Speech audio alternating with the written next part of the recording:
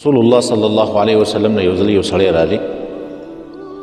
او رسول الله صلی الله علیه وسلم ته وفرمایل یا رسول الله ډیر لوی جرم رانه شوی ډیر لوی ګناه مې کړې ده زما بس توبه وي نبی صلی الله علیه وسلم ورته وفرمایل ستا مور ژوندۍ ده لاړ شه د هغې خدمت کوه د هغې خدمت به سبب شي ستا د ګناه د معاف کېدلو